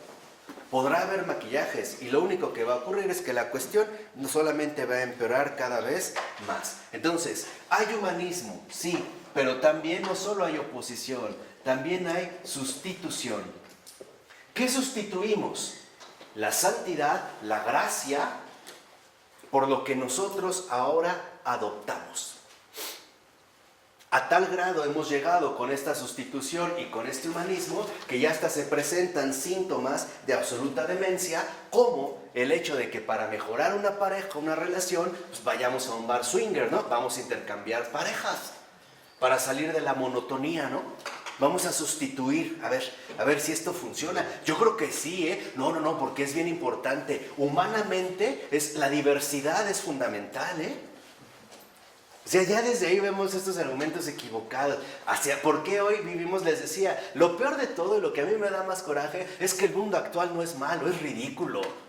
Es lo peor. Fuera malo, bueno, vas de acuerdo, pero ni malo es ridículo. De verdad es un mundo del ridículo, ¿no? En el humanismo de la autonomía, la sustitución.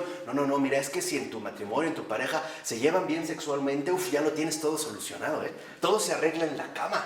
Uy, cuidadito y falte la sexualidad, porque entonces hay que comprar Viagra y vamos a meternos esto y tómate esto y embárrate aquello, y un té y un gel masajeante y un calzón de chicle y entonces te embarras, ¿eh? O sea, si uno lo ve realmente, exacto, lo que quiero que vean es esto, da risa, porque es ridículo, es la cultura del ridículo. Pero ahí están nuestros criterios. Ahí están precisamente nuestros criterios, ¿no? Ahora grábate, ahora te grabo, a ver, vamos a ir a investigar, a ver, ahora invito a un amigo, pues ahora otra amiga, a ver al vecino, a ver qué hacemos, o sea, ya en la locura total, ¿no? Ahí están nuestros criterios, ¿no? De esta supuesta autonomía propia ley, que lo único a lo que nos llevó es hacer el ridículo.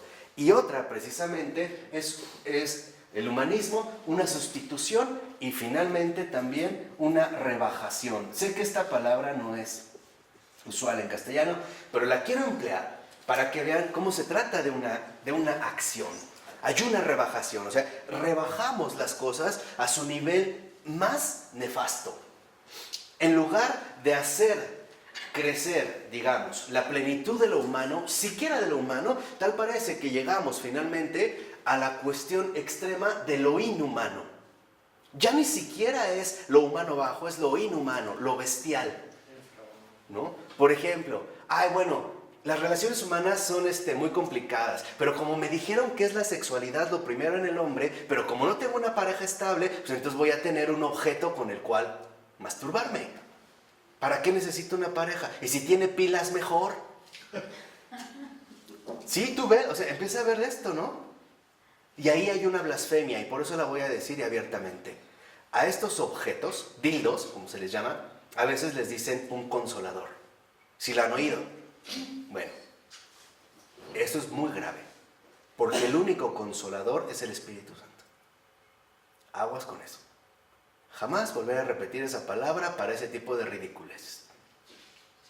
No son más que artefactos que hay unos que tienen como hasta lo pones a medida, ¿no?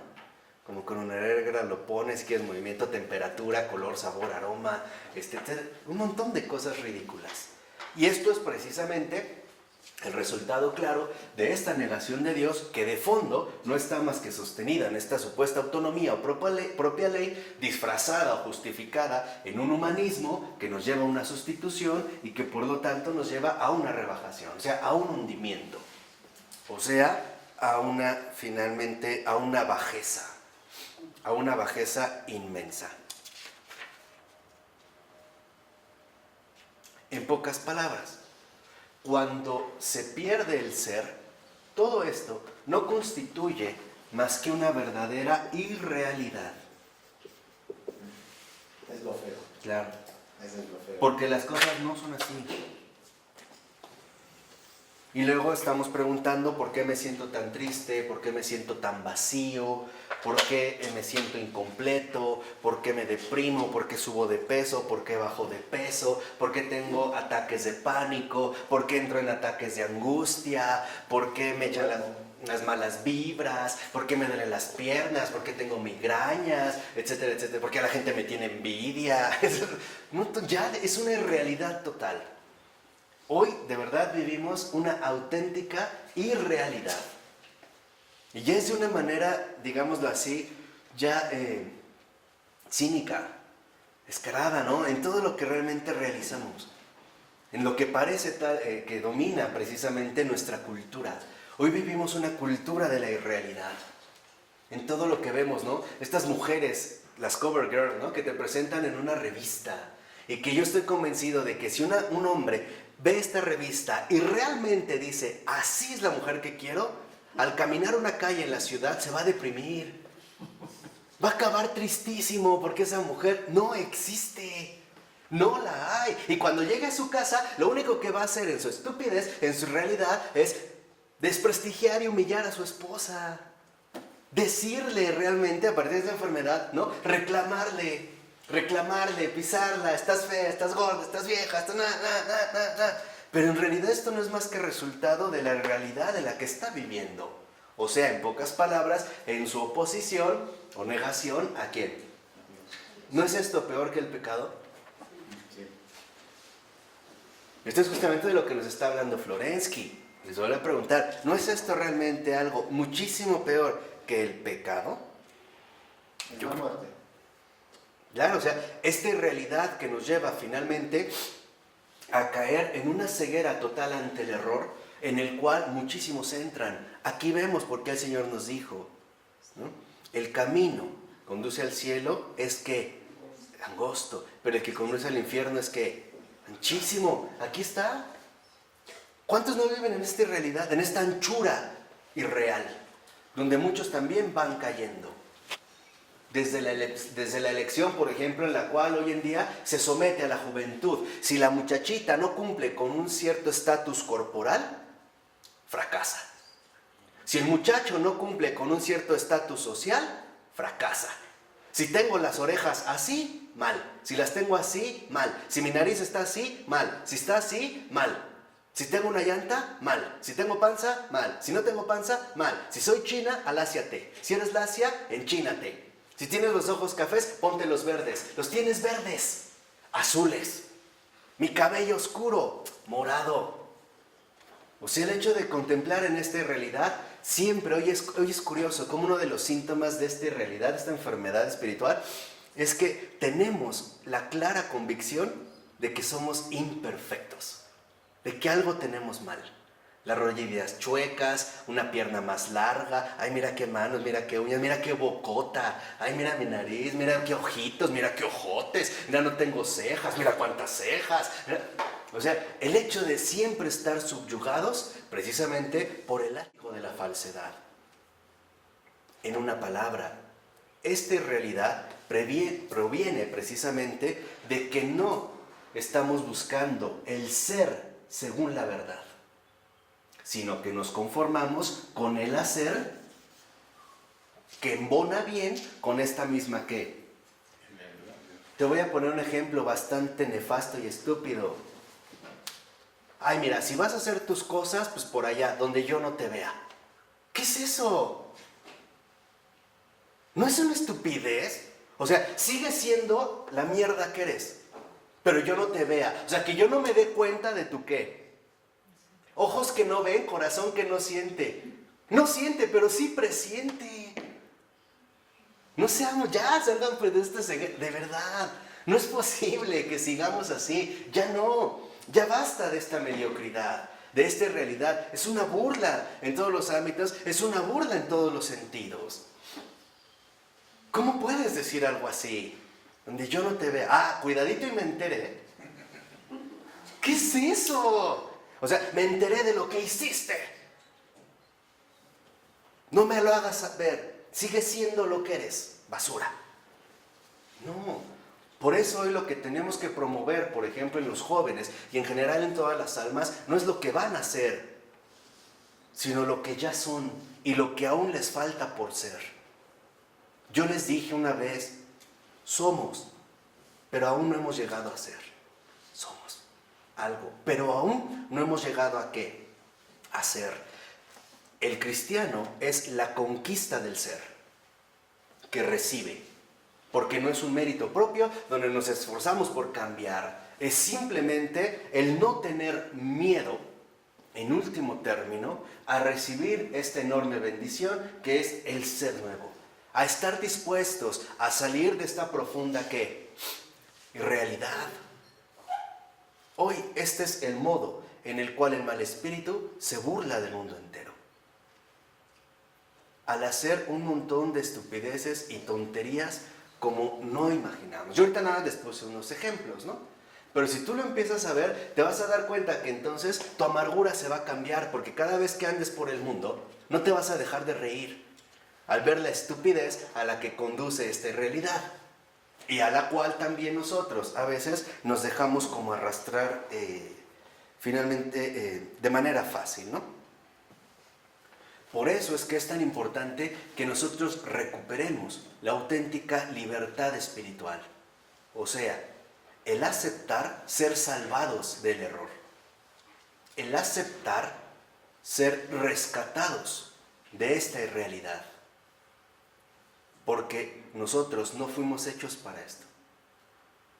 Nosotros fuimos hechos para cosas más grandes. Por eso hasta Teresa de Calcuta lo insistió de manera muy clara en el siglo XX. Decía a las almas, tú has sido hecha para cosas más grandes. ¿No para qué? No para esto. No para esta realidad en la cual incluso hoy empieza a trastornar nuestra propia existencia dada, ¿no? ¿Qué es lo único que se requiere? Aceptar, en primer lugar, que hay algo que se opone a la verdad. Y eso que se opone a la verdad no es otra cosa más que yo mismo. El no querer. Hoy lo importante no es darnos cuenta de esta realidad, es el no querer salir ¿qué? De ahí. Porque ahí el daño llega más a fondo. No está solo en tomar conciencia de lo que ocurre, sino en hacer un verdadero acto de voluntad. Y este verdadero acto de voluntad no es otro más que la invocación. Una invocación hacia aquel que es el único que nos puede rescatar de esta situación.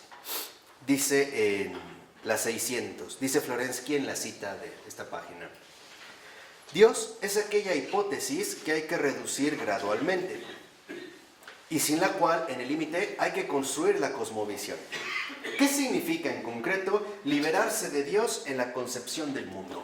O sea, si ya nos opusimos a Dios, ya lo negamos, pues ahora vamos a tener que construir una propia concepción del mundo, ¿no? O sea, nos vamos a tener que inventar una. Dice Florensky, significa convertir nuestra realidad en algo que pueda caer bajo la manipulación de nuestra varita mágica.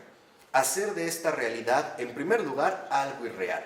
Y en segundo lugar, algo compuesto de meras notas externas, que es lo que yo les comenté. Si vivimos en un mundo de irrealidad, plenamente de ilusionismo, ¿cómo vamos a cubrir este nefasto error? A través del hacer. O sea, a través nada más de señales externas. Sí, soy un depravado, pero hago bien mi trabajo. Soy un asesino, pero hago bien las cosas que me piden. A mí me dijeron, mátalo, yo lo maté. Es más, lo maté tan bien que con una bala bastó. No gasté más. No gasté 3, 4 balas, con una. Con una lo maté.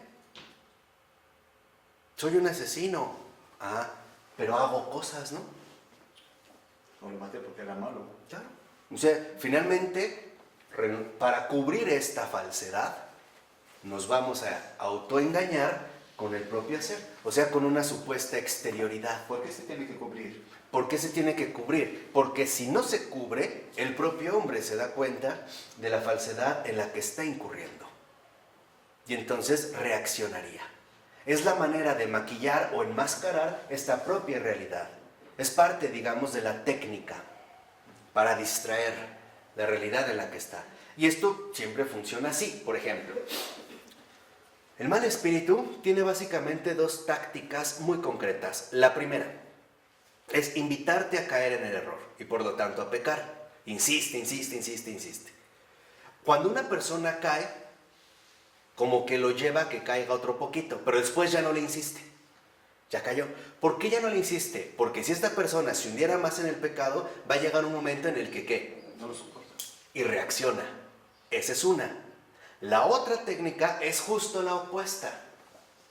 Invitar a que una persona no peque, para ahora engañarlo con una supuesta pureza personal y crecer la soberbia.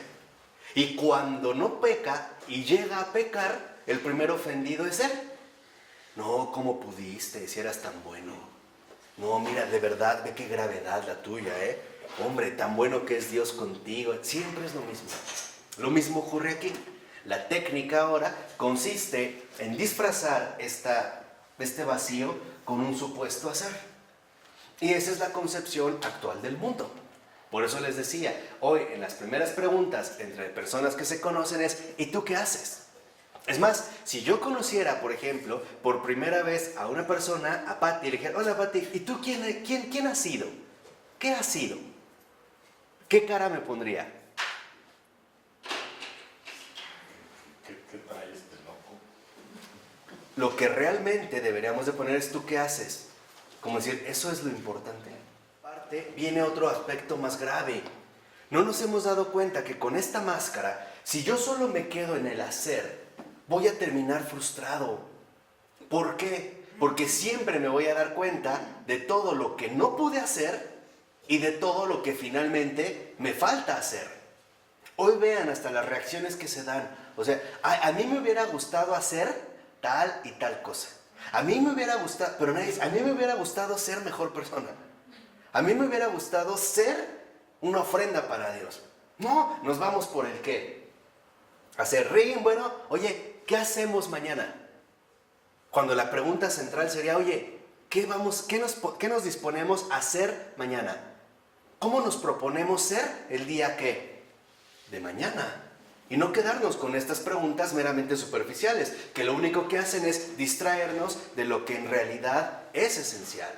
Y María, yo soy la esclava del Señor. No dijo, yo hago cosas humildes. No, yo soy.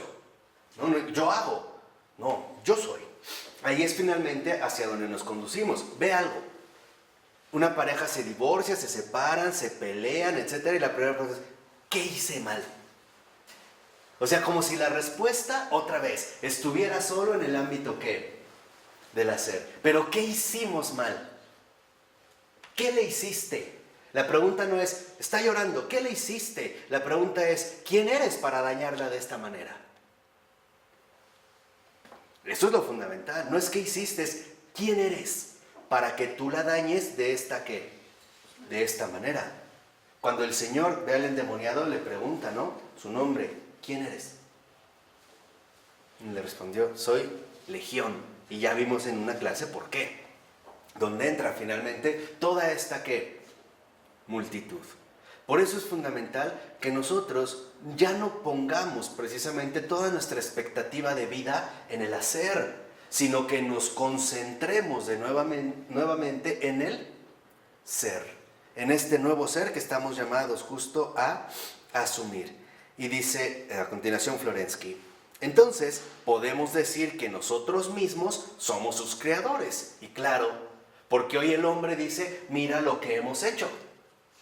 Mira qué bonitos edificios, mira el nivel de progreso que alcanzamos, mira el alto nivel tecnológico, mira incluso la manipulación del cuerpo, especialmente femenino, mira todo lo que hemos hecho. Por ejemplo, convertimos un desierto en una gran ciudad, Las Vegas, o Dubái, que es la versión de Medio Oriente de Las Vegas.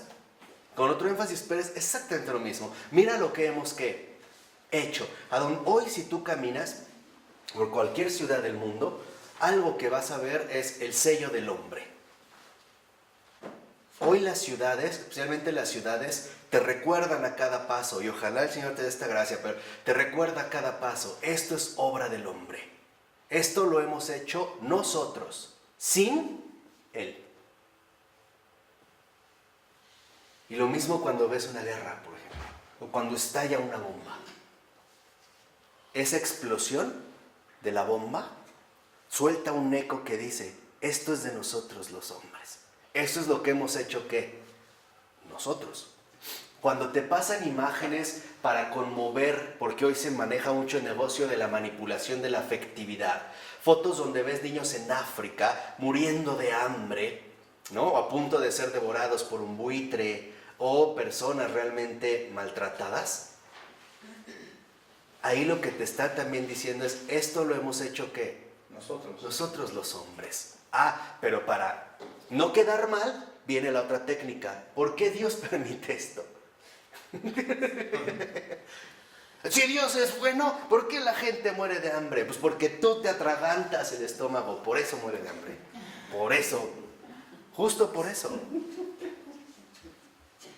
Por eso la pregunta fundamental es, ¿qué hemos hecho? ¿Por qué no hemos sido cristianos? Por eso la verdadera revolución, por eso les decía, no es una revolución histórica, es una revolución metafísica. Es recuperar nuevamente el terreno del ser divino. Entonces, Marco, a la pregunta, ¿por qué tienen hambre? Porque no has sido santo. Exactamente, es lo mismo.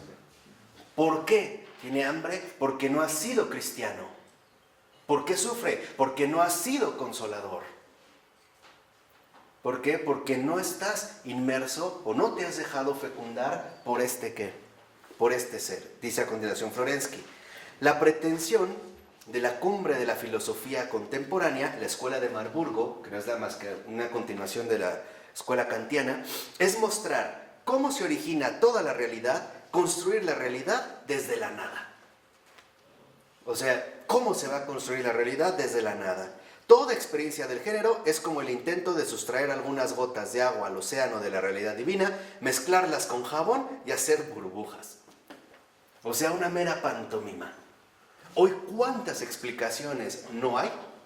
Supuestamente racionales o ultrarracionales, científicas, para podernos finalmente convencer de que las cosas son como según el hombre los plantea. La teoría de la evolución de Darwin, la teoría del Big Bang, la teoría del cosmos estelar de no sé qué tanto, o sea, un montón que nos resultan finalmente, ¿no?, como convincentes. Y dice, dado que el hombre está unido al mundo, entonces, si se declara todo el mundo como un producto de mi razón, evidentemente no queda más que la razón y sus estructuras. Y en efecto, ese es otro de los rasgos centrales de hoy en día.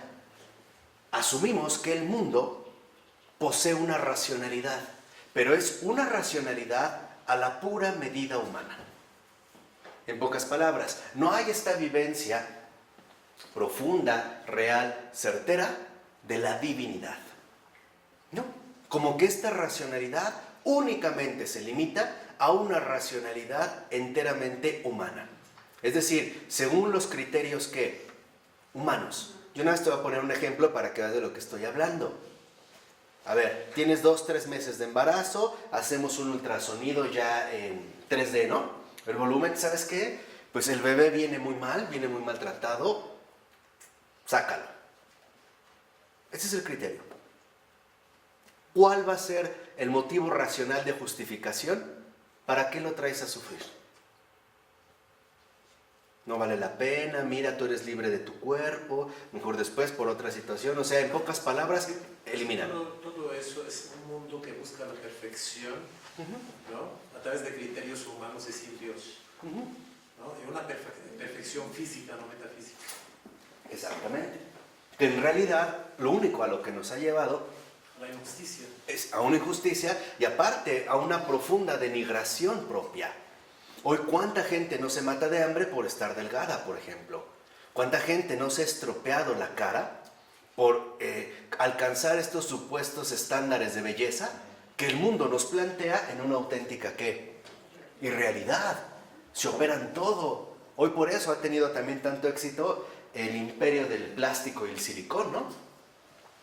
Por no hablar del botox y el aceite de bebé y otras tantas cosas. O sea, hoy nos presentan una irrealidad. Tú tienes que aparecer o tener esta, ¿qué?, apariencia. ¿O no es verdad que hoy por eso en día la gente prácticamente no sabe lo que es vivir con paz y alegría la ancianidad? Opérate las arrugas, estírate aquí, luego terminan con cara de Silvia Pinal, todas igualitas, parece que les dieron con el mismo martillo, la cara hinchada, ya ni pueden mover el labio de arriba, ¿no? Se ríen, ¿no? Todo tieso así, Lucía Méndez, Verónica Castro, todas parejitas, igual, se les dieron el mismo martillazo. Lin May y otras tantas, sinceramente es pobres mujeres. ¿A qué se llegó? Supuestamente se les prometía una belleza que terminó siendo una verdadera pesadilla, una denigración profunda. Por ello no es casual que también el índice de suicidios haya aumentado tanto, especialmente el suicidio infantil. Hoy los suicidios se empiezan a presentar desde la edad de 6, 7, 8 años. Y el índice más fuerte es entre los 8 y los 14 años. Es un suicidio infantil. ¿Por qué? Porque en último término se les presenta una completa, ¿qué?, irrealidad. Eso no es real. Y aquí es donde vemos el deterioro profundo, ¿no?, incluso de la propia condición humana, hacia los extremos precisamente a los que se han dirigido. Y eso decimos que es racional. A mí me parece que eso es lo más irracional a lo que uno finalmente podría, ¿qué?, llegar o asumir. Aquí es donde vemos que en efecto esta negación de Dios, en último término, nos conduce a esta realidad que también va acompañada de una profunda irracionalidad. Lenin dijo que el opio, la religión era el opio del pueblo.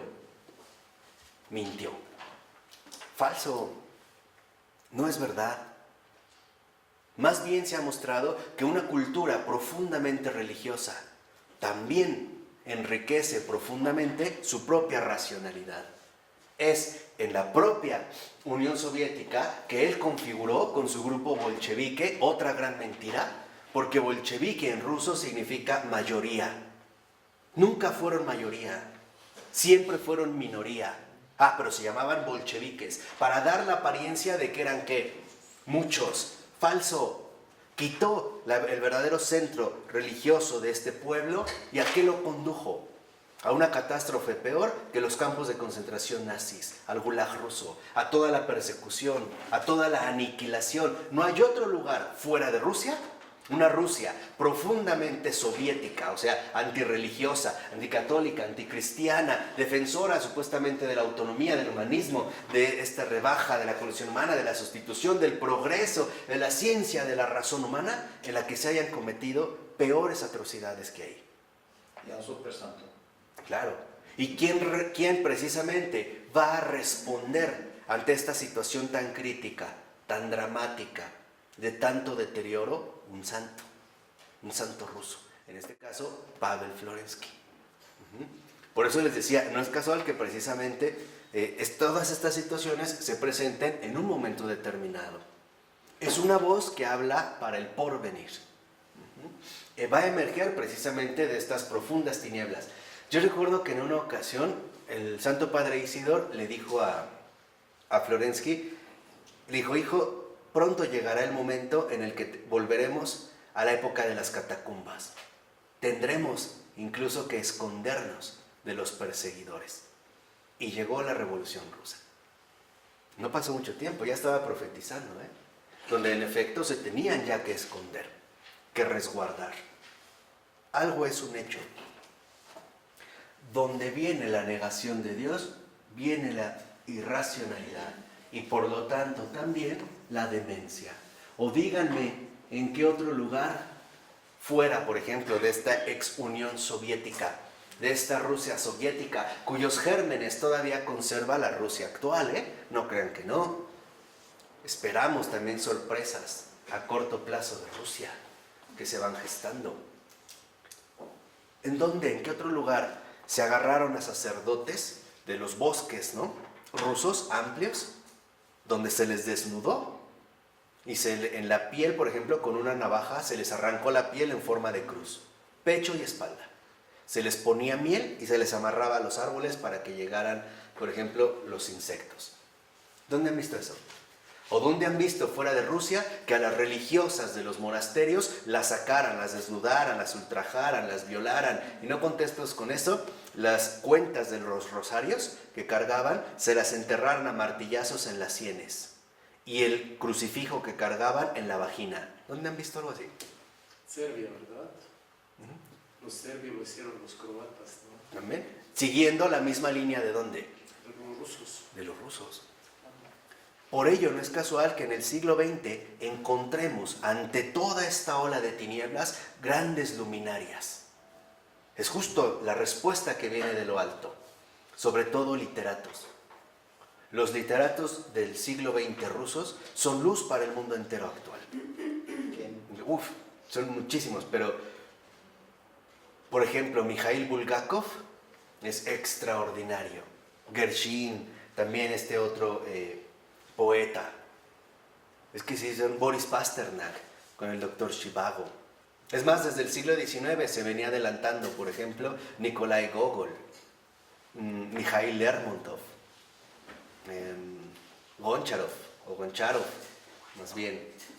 En el siglo XX, igual más recientes, ahí es donde hay luz.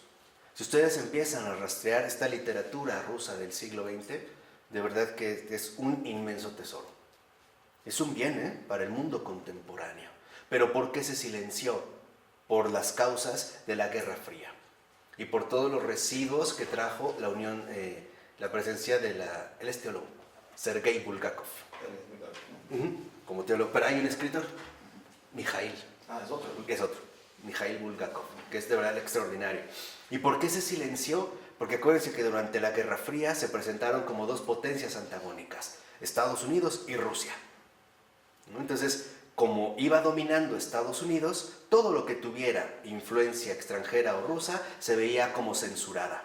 Además de que los propios rusos se encargaron, o mejor dicho, los soviéticos, no los rusos, los soviéticos se encargaron de mostrar una cara falsa ante el mundo exterior, sin aceptar sus propios crímenes y sin reconocer la magnitud de todo lo que habían hecho. Y esto no ha cambiado del todo. Empezó a cambiar a raíz de la perestroika, la década de los 80s, con la apertura o la reestructuración de toda esta situación que han vivido. Y todos los archivos secretos de la KGB, que ni siquiera se han desvelado por completo, Hay todavía muchos de estos archivos secretos que se siguen conservando en absoluto ¿qué? Secreto.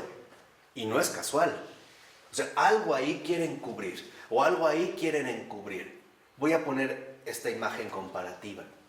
Mientras que los alemanes, al ver llegar ya a los estadounidenses y a las tropas aliadas cerca de donde se encontraban, empezaron a cubrir todos los campos de cremación con tierra. ¿Sí sabían? Hacerlos desaparecer. E incluso sembraban flores. Para que nadie se dé cuenta. Lo mismo hizo Rusia. La diferencia es que Rusia no echó tierra sobre los campos, echó candados sobre los archivos. Pero los dos tienen deudas inmensas. Los dos. Y a mí me parece que es más grave el caso ruso, por muchas razones. Y por eso es importante también entenderlo, conocerlo, profundizarlo. Porque no solo hay tiniebla, también hay luces extraordinarias que han brotado justamente de este gran momento. Y que vuelvo a insistir, es una luz que llega finalmente para la humanidad entera. Entonces, en síntesis, ¿a qué nos conduce esta negación de Dios? Como lo dice Florensky en los últimos 3 renglones de esta cita. Dice, con la supresión de Dios es suprimida la naturaleza. Con la supresión de la naturaleza es suprimido el mismo hombre. Negar a Dios es aniquilarse a sí mismo, quedar sin escapatoria. Es asfixiarse, lo voy a poner así, asfixiarse con sus propias agujetas. Que es, digamos, precisamente la irracionalidad en la cual estamos nosotros finalmente basándonos. Por eso dice la 601 que no en la autonomía, sino en el principio negativo sobre el que se basa está el auténtico peligro de ilusionismo que acecha a la cultura. O sea, aquí Florensky nos da la siguiente indicación. Dice, es que no es precisamente la autonomía. La autonomía proviene más bien de un principio negativo, que es esta negación de Dios, de fondo. Este es justamente el principio negativo, del cual ha brotado en último término esta autonomía. Y aquí, como para dejarlo también a manera de reflexión, yo quisiera sintetizarlo con una frase que me parece que pone al descubierto muy bien este principio negativo. ¿Por qué no es un ilusionismo? Por la irrealidad a lo que conlleva. Al ya no percibir la verdad, sino al dejarse arrastrar por toda esta irrealidad que arrasa, ¿no? Que arrasa con las almas. Pero aquí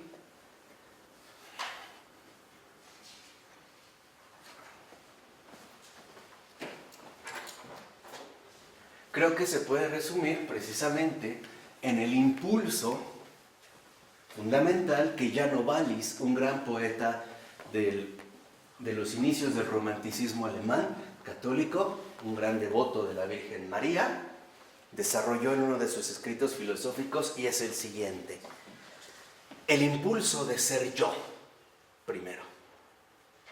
O sea, atentar contra la estructura fundamental que ya hemos expuesto en muchas ocasiones. O sea, este es el principio negativo.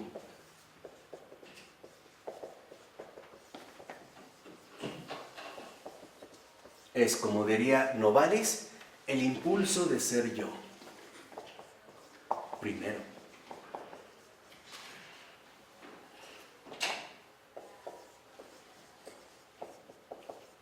En sus escritos sobre Fichte. ¿Por qué menciono, en resumen, lo que Florensky ha dicho precisamente con este impulso de ser yo? Primero, porque Novalis descubre que lo que tal parece está moviendo o se está empezando a gestar a partir ya, desde entonces, desde finales del siglo XVIII y la transición hacia el siglo XIX, es que algo ha cambiado la estructura fundamental del ser humano y por lo tanto también su comprensión y su relación con el mundo. Ahora el hombre lo que busca es despertar, o vamos a decirlo así, anclarse en una supuesta autonomía. Lo que lo mueve, y esto es algo central que ya Florensky nos había mencionado, aunque de manera indirecta, lo que mueve al hombre contemporáneo al error no es un error intelectual, es una voluntad corrupta. Es una voluntad que no quiere la comunión con la verdad, que se opone, de hecho, a la verdad. Y que se opone, y esto es algo central, que se opone no a través del pecado, o a través de la bajeza moral, o a través de las acciones inmorales. No se opone ahí, se opone de fondo. Lo que dice ahora el hombre moderno en este impulso de ser yo primero es no él, sino yo. No él, sino yo. Primero yo. ¿Y al último qué? Yo. ¿No es lo que mucha gente dice hoy en día? Sí. No este es el coro. Escucha bien. El impulso de ser yo primero, no es el coro que acompaña la voz infernal de tres, ¿no son tres? Sí, de Lucifer. ¿No es su coro? No es el coro, literalmente, terrorífico del mundo contemporáneo. Que niega la vida. Claro. ¿Cómo está hecha la vida? Lleva ya hacia la realidad y decir, este principio negativo, el impulso de ser yo primero, está a su vez basado en una no voluntad de comunión. Porque no es algo involuntario, es voluntario.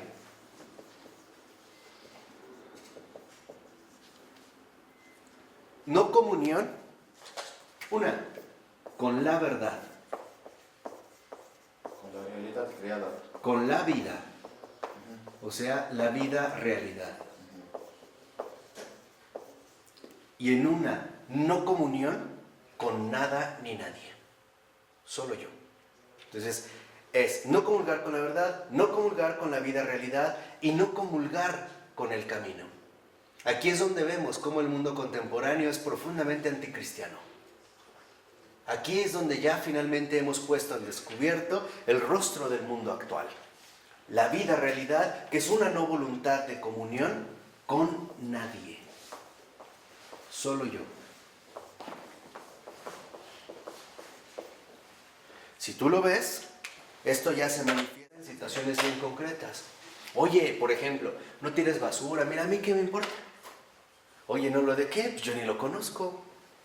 Mientras yo tenga, los demás qué, ¿no? Mientras yo la pase bien con mi amante, que se joda mi esposa y mis hijos, ¿no? Mientras yo tenga esto, los demás qué me interesa. Mientras yo tenga en mi casa ganas de escuchar música, y aunque mi hermano, mi primo, mi tío, mi papá se esté muriendo, ¿por qué? Pues es mi casa, yo quiero música. Oye, bájale, ¿no? ¿Por qué? Vete tú de la casa. Ahí es donde encontramos el rostro del mundo contemporáneo. Este rostro que en efecto está basado en este principio negativo, en este impulso de ser yo primero. Cuando en efecto, ya para resumir, dijimos que lo que se necesita es una verdadera revolución metafísica.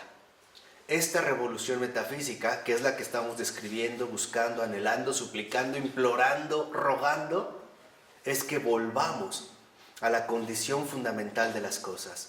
Primero Él, después tú. Al último, yo. En el nombre del Padre, del Hijo y del Espíritu Santo. Amén.